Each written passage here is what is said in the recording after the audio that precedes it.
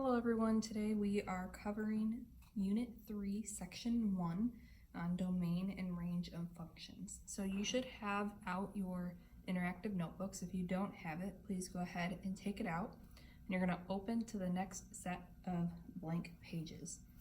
So I'm here on page 30. Right at the top, I'm going to put my unit title here, or section title. So I have 3.1, domain and range of functions.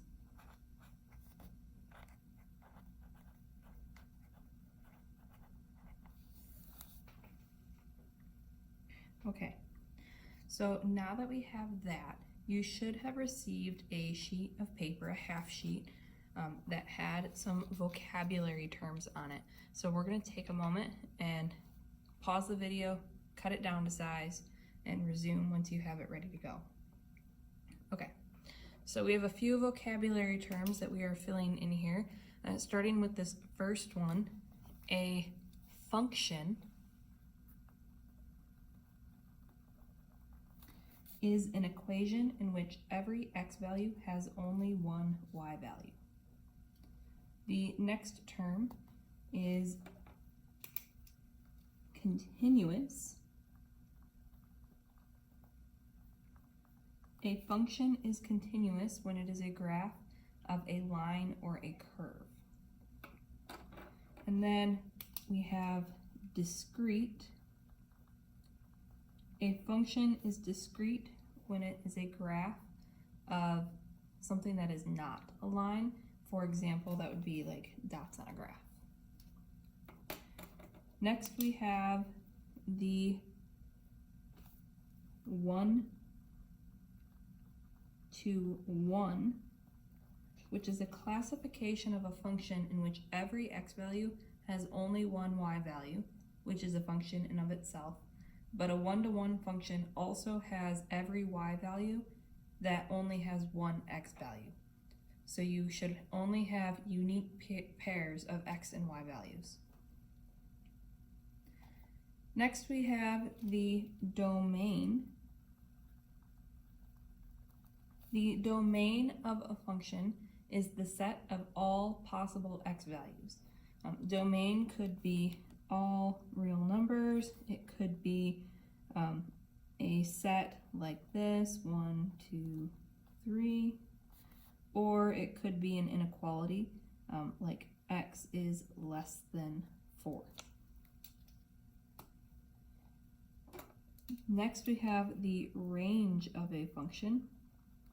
The range of a function is the set of all possible y values, or outputs. So for that, we could have the set of all whole numbers. We could have a set in the curly brackets of, like, we could do the exact same ones, even 1, 2, 3. And you could also have an inequality for this, but because it's for outputs, we'd be using the y value. So you might have something like 2 is less than or equal to y, which is less than 5.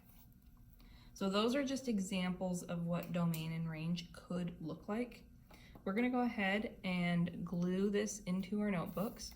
So if you don't have glue yet, you're going to need to go get some, and we're going to glue this right into the top of our notebooks. You can go ahead and pause this video and hit resume once you have your paper glued into your notebook. All right, next thing we're going to do is an example. So example 1. Instructions for example 1, we're going to say, what is the domain and range of each of the following functions? we're going to have two examples on this one, starting with example A, and we're going to have a table with X on top and Y on the bottom, and we're going to have 1 to 11, 2 to 12, 3 to 13, 4 to 13, and 5 to 13. And then for B, we're going to have another table with X on the top and Y on the bottom. And for these values, we're going to have 2 to 0, 3 to 1, 4 to 2, 5 to 3, and 6 to 4. All right, for example 1, we're going to start by finding the domain. So the domain of a function, when we have a set list in this table like we do, is just all of the x values that we have. So we have 1, 2, 3, 4, and 5, and we're going to set those in our curly brackets to note that these are the domain. It's the set of all possible x values. For the range, it works in a very similar way. In this one, we have 11, 12, and then 13 is repeated, but you only include it in the range the one time. So 11, 12, and 13. And those are all of our possible y values.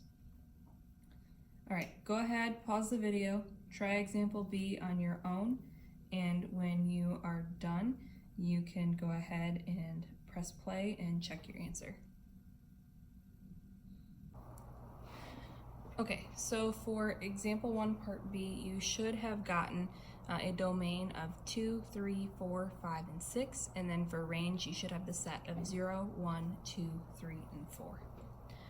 For example 2, I already rewrote everything in there, so if you need to pause to catch up with the writing, please do so. But we have, for each of the following, find a reasonable domain and range. Then determine if it is continuous or discrete. So we have two examples here. Part A hose fills a 10,000 gallon pool at a rate of 10 gallons per minute. We're gonna go ahead and start with that domain. So for the domain, and I'm gonna try to leave myself some room below this here, but for the domain, we are looking at the amount of gallons that can go into this pool. You could have 0 gallons, you could have 10,000 gallons, you could have anything in between that. So we're gonna have 0 is less than or equal to x, which is less than or equal to 10,000. Now for our range, we're going to have the amount of time that it might take to fill this pool. So for the range, it could take 0 minutes, and that's going to be less than or equal to y, which is going to be less than or equal to 1,000. And that's going to be minutes. And where I'm getting 1,000 is because 10,000 gallons divided by that 10 gallons per minute gives us that it should take 1,000 minutes to fill this pool to capacity. So now that we have that, where our domain is your amount of gallons and range is your amount of time, if we sketch a graph of what that might look like, so we have our gallons and then our time. As gallons increase, time is going to increase. So it's going to look like this. This graph is creating a line, so that means that this is a continuous function. So we have domain, range, and then continuous. Those are the three answers here. Okay, now we're going to look at example B. If you'd like to try it on your own, pause the video now, and then proceed after you have your answer. So for part B, we have a restaurant can hold 5 tables with 4 chairs each. So for the domain of that, we're going to be looking at the number of tables. So we have exactly 1, 2, 3, 4, and 5. We can't have any more than that, we can't have less, we can't have half a table. So for the range, we also have specific values, because if we have 1 table, we have 4 chairs. If we have 2 tables, we have 8 chairs. If we have 3 tables, we have 12 chairs. 4 tables would be 16 chairs, and 5 tables would be 20 chairs. And there isn't any other option there. Those are all of possible domain and range. All possible amount of tables, all possible amount of chairs. So if we were to graph this, it might look something like this. I'm going to go up by 4s on the side here and up by 1s horizontally. So 1 table has 4 chairs, 2 tables has 8 chairs, 3 tables would be up here, and it would just keep going. This graph is not a line, it is just these specific points, which means that this graph is discrete. Okay, now that we have finished example 2, we're going to go ahead and go to the next page and do example 3. So I've already pre-written this one in as well. So we have determine if each function is 1-to-1. So with part A, some of those points are a little hard to see, but we have these points on the graph right here. And those points are all having unique individual x values to individual y values. So we don't have any x values that have 2 different y values, so that means that this is in fact a function. If you're ever not sure, you can do a vertical line test and draw a line up and down through the graph, and if that line crosses the function only 1 time, then it is in fact a function. So on this one, we do have that it is a function, but it's not 1-to-1, because 1-to-1 can only have unique x and y values. So because we have 2 different x's that have the same y value of 3, this is not a function, or sorry, it is a function, but it is not 1-to-1. And that is because x equals 1 and x equals 2 have the same y value.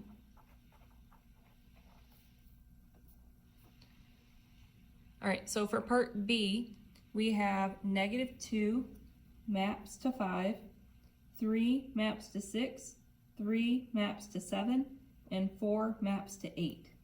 Since we have an x value, 3, that maps to 2 different y values, this is actually not even a function, so this we can't even solve.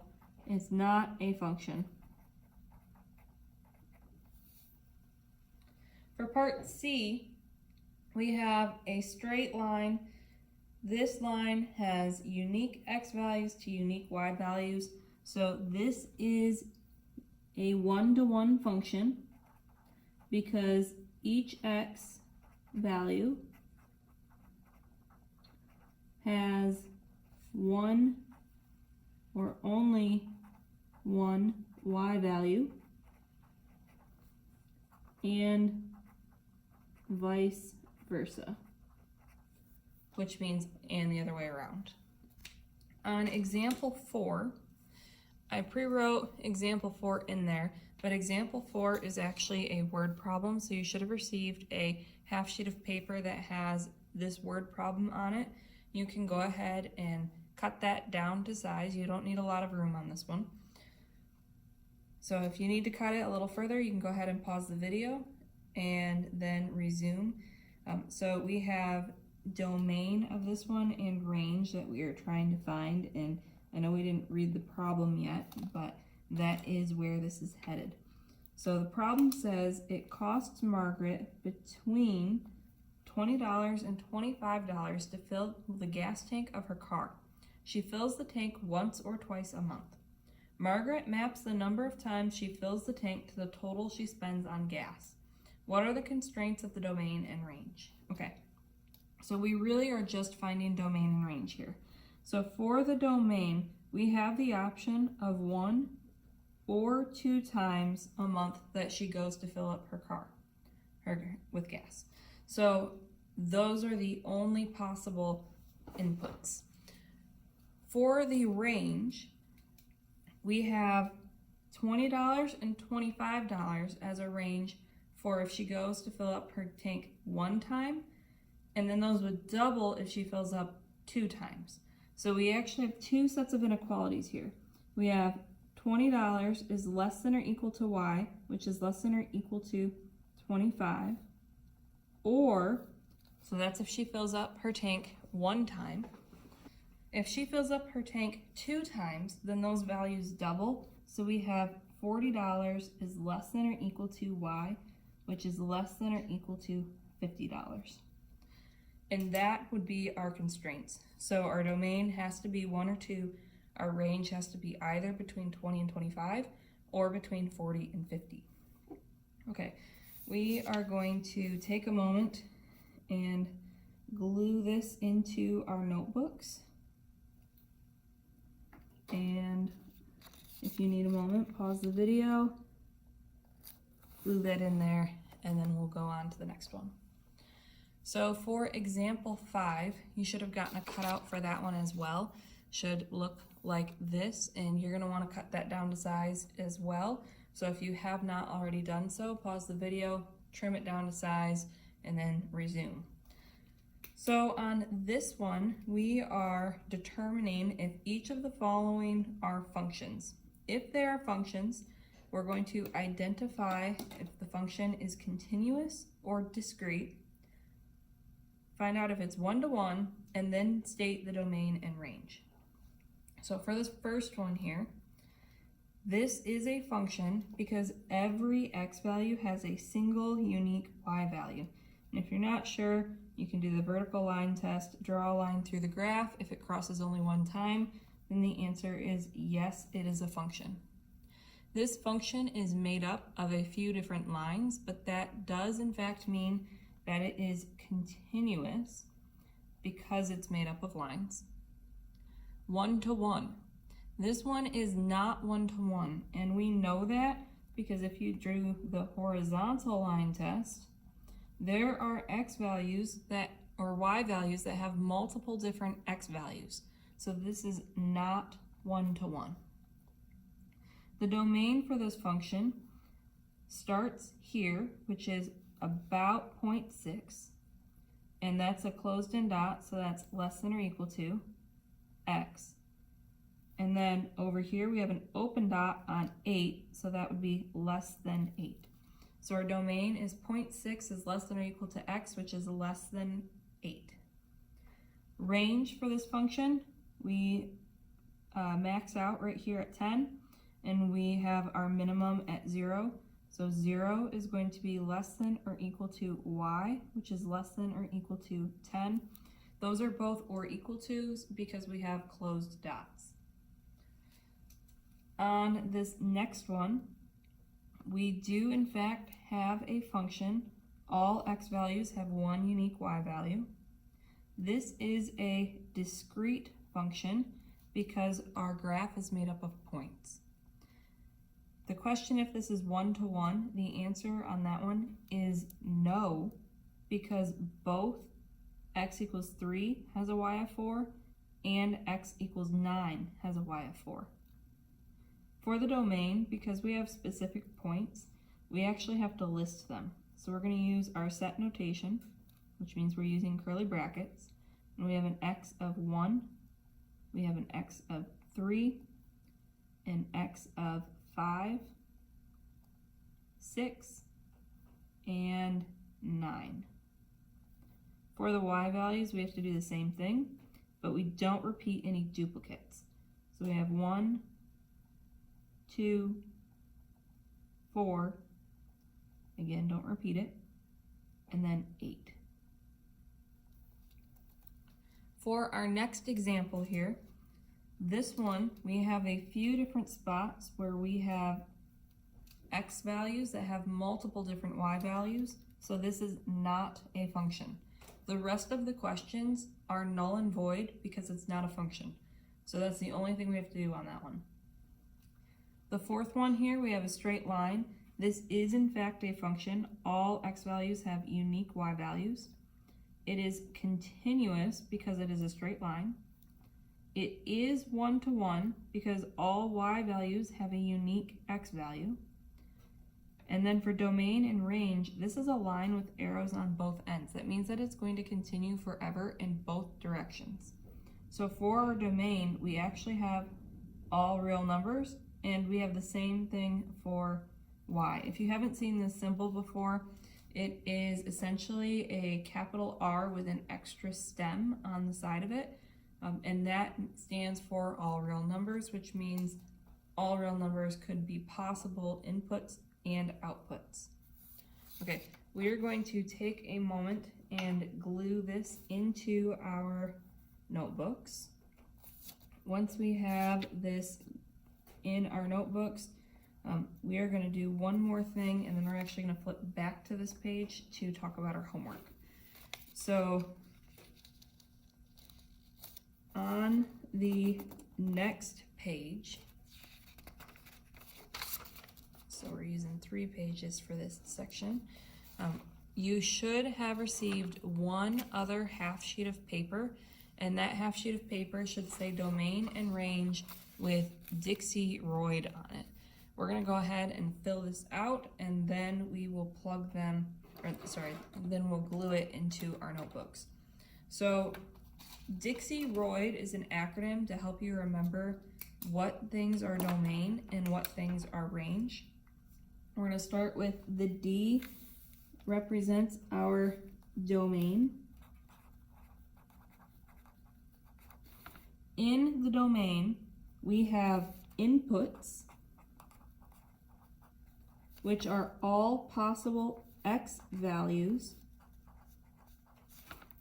and x values on a graph are the independent variables. So D domain, I inputs, x values, I independent. Dixie. For Royd, we have range. O stands for outputs. So the range is made up of all possible outputs, which are made up of the y values. And the y values on a graph are what we call the dependent variables. So Royd, R, range, O, outputs, Y values, D, dependent variables. Now we're going to go ahead and glue that into our notebooks, and then we're going to go back and record our homework. All right. And our homework is also listed on the weekend preview, so if you don't get it written down in the notebook, you can check there. All right, so there's my domain and range. All right, back onto the other page here. For example 5, right below example 5, we're gonna list our homework down here. The homework is going to be in the textbook. This would be the 3.1 practice problems, which are found on page 94. And we are going to do numbers 8, 10, 12 through 14, 17 through 21, and 23 through 29 odds.